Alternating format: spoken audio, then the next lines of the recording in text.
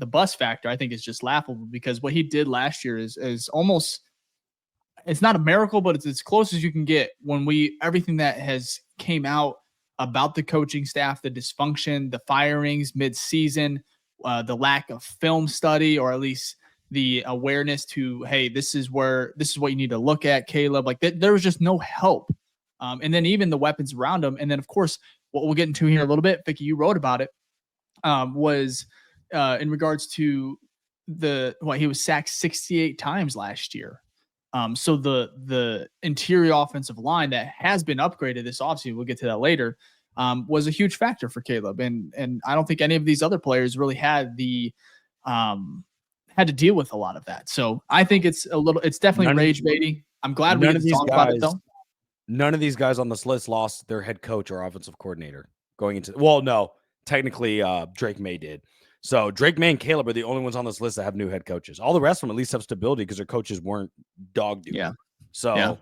I do want to go ahead. Yeah, go ahead. I was saying, there's some comments here I just want to clear up. He said, we got Jimmy Hoffa on here, said, how can you all honestly say Love is bad? We're not saying that. We're saying inconsistent. Yeah, we say he's inconsistent. He had years where he was elite, and there was years where he wasn't elite, and he was above average. But to say that's a ceiling, I don't think it's a fair test. 4 out of the 6 ceilings on these are insane.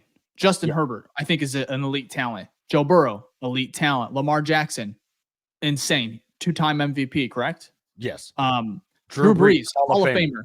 I would only say Drake May and Caleb Williams Trevor Lawrence, the ceiling. If I was a Patriots fan, I would be upset with that. 100%. Drake May is more Justin Herbert than I would like. He has that ceiling. I don't know why we're putting a cap on Drake May, who had to deal with also some dysfunction in New England, has a new head coach. I'm high on Drake May. I think he's going to be very, very good. Trevor Lawrence, I'll be pissed off if I was a Pats fan. I see that, like, that's the ceiling. You're just putting such a low ceiling on these guys. Same with, no offense to Jordan Love, and he just hasn't been consistent enough to say, oh yeah, he's a top tier, top 10 quarterback, which I believe most people believe if Caleb hits his ceiling is top 10, top 5 territory. And Jordan Love, he hit that maybe for a stretch, but he's too inconsistent. He's not bad, but it is also the Packers. So I'm not going to talk good or hope that they find another top 5 quarterback like they've had the last 2 times. So with Favre and Rodgers, but I wanted to read a little bit on it though, to kind of give him a little bit of some context from the writer from PFF. So the Caleb Williams piece, or section, ceiling is Jordan Love, floor is bust. So he goes, Williams entered the NFL with tremendous amount of hype, only to disappoint as a rookie, especially when compared to the rest of the class. Williams' season was at best underwhelming. He flashed big play potential and incredible arm talent, but he struggled with accuracy and took on pressure and sacks far too often. His 63.5 PFF passing grade was the worst of the 5 first-round quarterbacks who saw action in 2024, as were his 54.7% accurate rate, 23.2% uncatchable pass rate, and 26.1 pressure to sack rate. All the issues we saw in his final season of college football showed up in his rookie campaign. Granted, top prospects who don't put it all together as rookies are still capable of turning things around. Jared Goff is one notable example, and Bryce Young appears to have turned a corner ahead of 2025. But struggling as badly as Williams did usually does not end well. Still, he has the talent and one of the best supporting casts in the NFL to turn around in 2025. See, if it was just that, you'd read that and be like, that's reasonable. That all is fair. But then you put a ceiling and floor that doesn't align with your blurb. Like what you just shared is a better representation than this image, right? You said Caleb Williams has the talent. Yeah. He had a bad season last year in some areas, which is fair. The dude got sacked 68 times, 3rd most in NFL history. Yes, there was definitely a shit show of an organization last year. All of that is fair. Some of that Caleb's fault, some of it the Bears' fault. And then you then say, well, now you've got one of the best offensive coordinators, offensive minds in the NFL. You've got one of the best offensive, and you upgrade your whole offensive line, which is the biggest part of your team's weakness on the offensive side. So yeah, he can bounce back and be just fine. That's fair. All of that is fair. And then you come out and go, well, yeah, his ceiling's only Jordan Love. Or his floor is a bust. Okay. I think it's just that's why I feel like it's just rage baiting, because your assessment is more realistic than what your actual ceiling and floor outcome is listed here.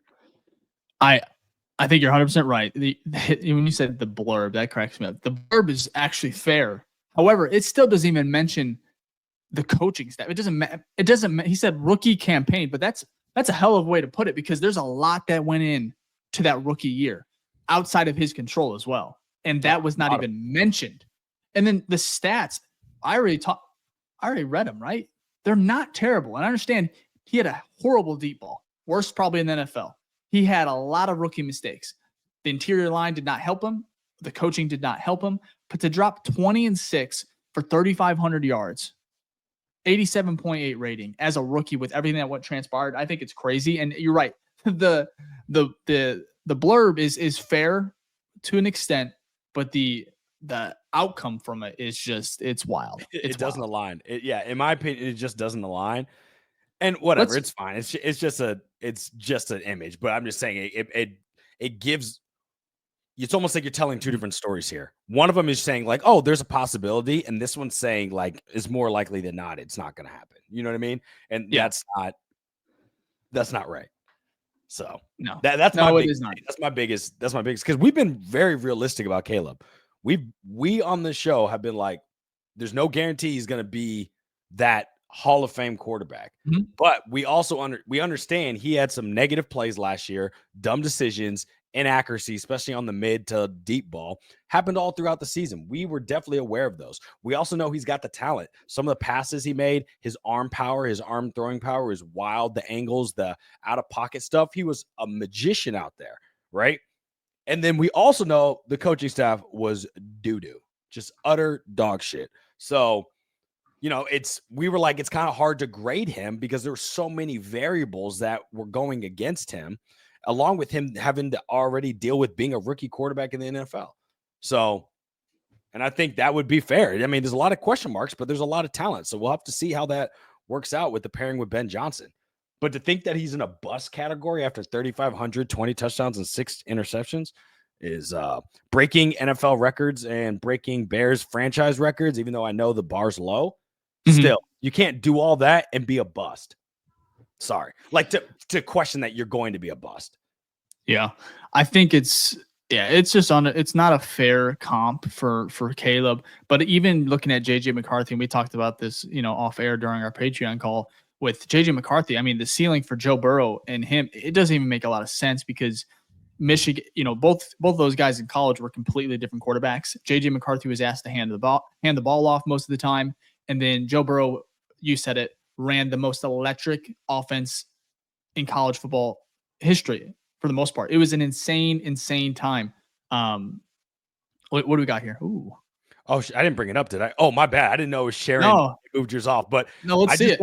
Yeah, sorry. I just want to actually, I thought it was in the background. My bad. I don't share too often, but I just want to talk about, because we talked about Caleb Williams and, the coaching staff that was horrible last year.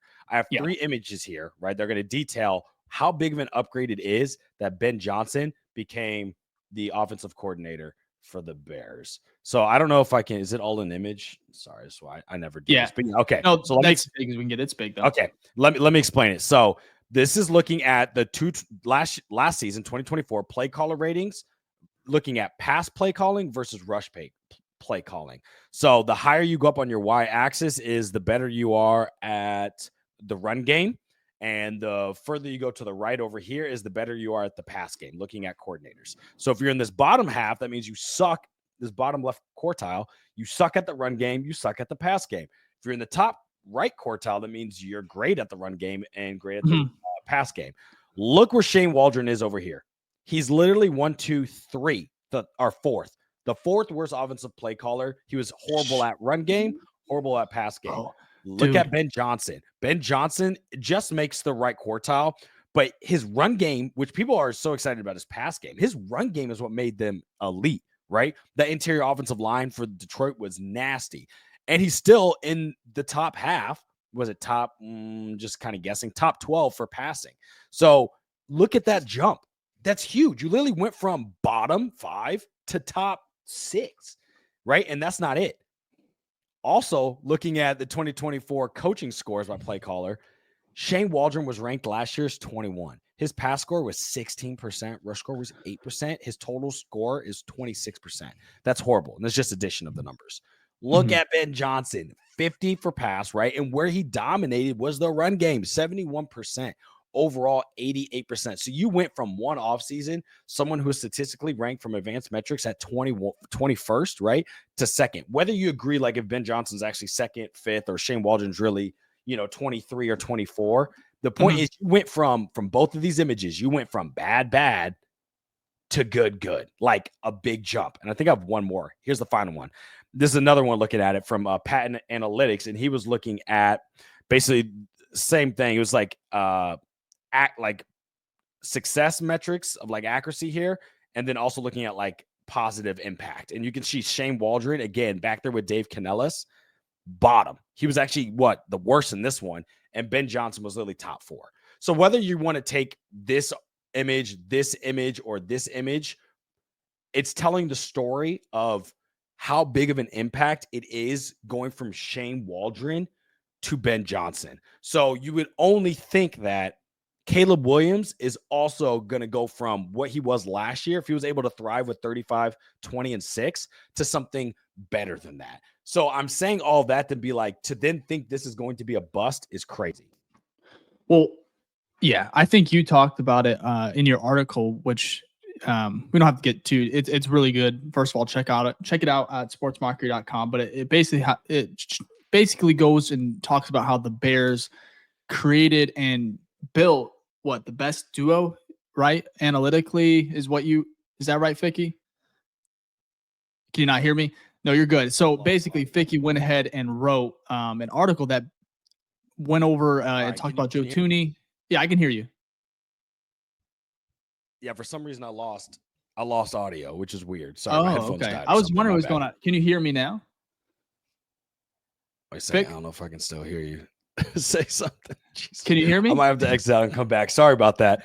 But my point is that this team made a big jump, and that should positively impact Caleb Williams moving forward, right? And so to label him again as a bust doesn't really make sense, because the data would show, if anything, if you were going to roll the dice, that he's going to get better than he is going to get worse, just from removing Shane Waldron and bringing in a brilliant mind like Ben Johnson on offense. But I'll be right back to get the audio. So yeah, no, all right, Vic, we'll see in a second. But I think what Vic is saying is 100% correct. We'll leave it at that. But one of the articles that he wrote about a couple days ago is something I think everyone should check out. It basically talked about the free agent acquisitions that the Bears have created, and also the trade, right? They have Joe Tooney, and then of course Jonah Jackson, and then of course the draft.